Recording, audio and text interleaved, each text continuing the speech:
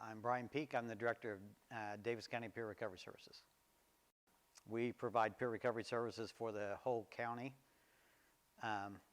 We've got peer recovery coaches located in our hospital, but they receive referrals throughout the county. And we also have coaches that are in our jail through the IRACS program, the Integrated Response Program for our jail.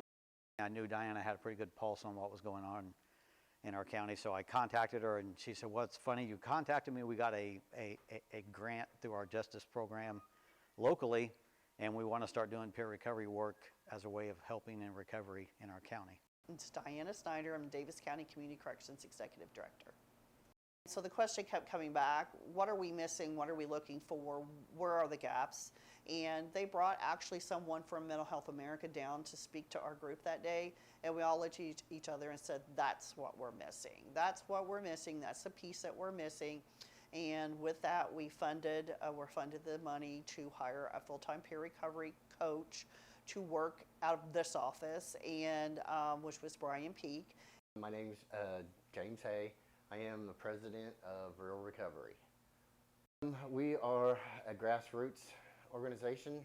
It's a 501c3 nonprofit.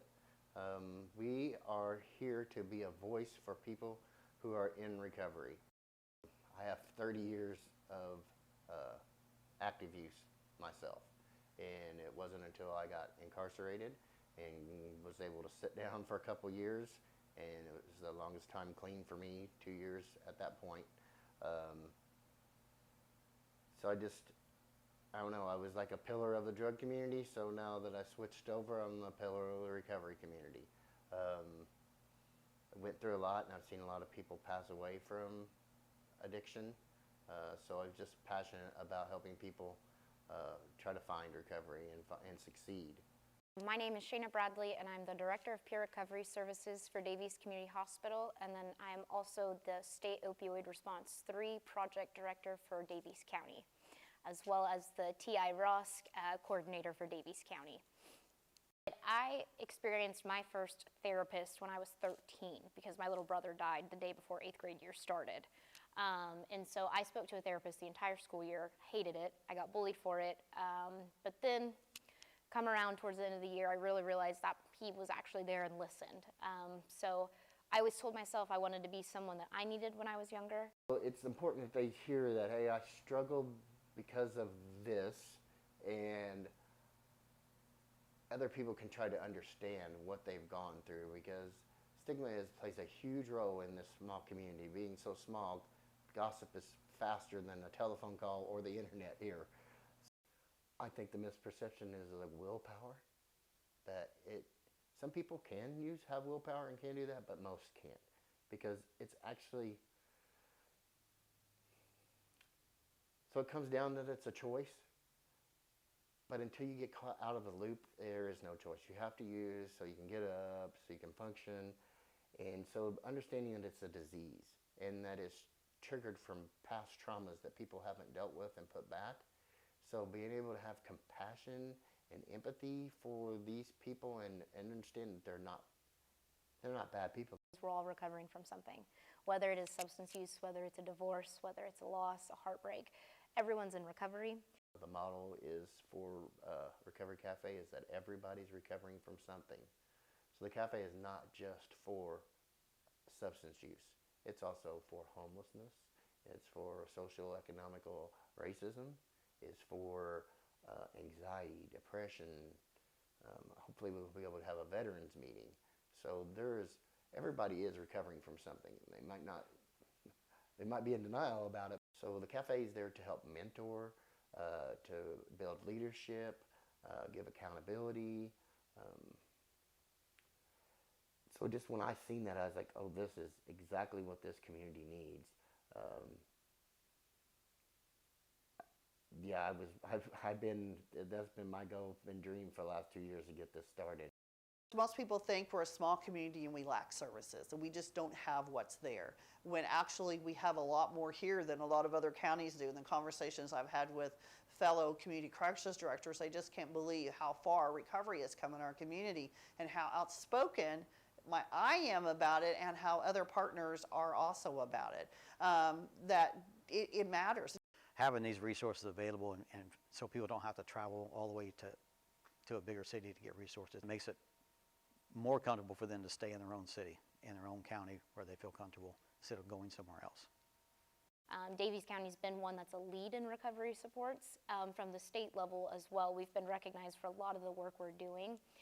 So it's a great start. There's a lot of counties that also look at Daviess for expertise or for ideas, and a lot of it just has to do with collaboration and working with one another and being able to know what's available. I feel like the DARAC is very, very important for anyone that lives in the county to be involved, especially with recovery access, as the DARAC stands for Daviess Advances Recovery Access Consortium, is that we are trying to advance the access to recovery care, which that involves all realms of work that everyone does, the judicial system, our healthcare system, education system, all the way down to in the homes.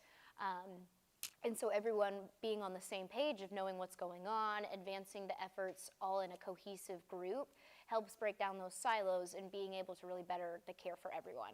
Having all our county leaders get together and think about how we can sustain the good work that we've started and have community support from our county government, our county leaders, and any other leaders in our county, and let them know what we're doing so they can understand what we're doing in our own community, understand the needs of our community. A lot of people complain about the drug use in their community. Well, there are ways to help those individuals. DARAC has an important mission to make sure that every individual in Daviess County knows that they are there and the services that they can provide through different areas, whether it be the Daviess County Peer Recovery, the hospital's Peer Recovery, the new Recovery Cafe, and the RCOs that we have. The relationships that I have with Diana, with Brian, with Priscilla, and then building those relationships more with the United Way and the Daviess County Economical Corporation. It's just, for me, I think it's the building of communication between organizations so that we're not doing the same thing somebody else is doing, or we'll be able to support those other people in what they're doing.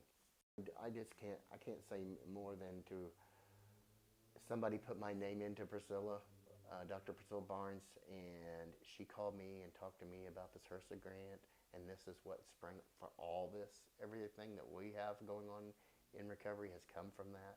So she was some fuel to start the fire, and has been a tremendous help. So the mentors that go along, the professional mentors that go along with my recovery and how I'm trying to help support recovery is just huge.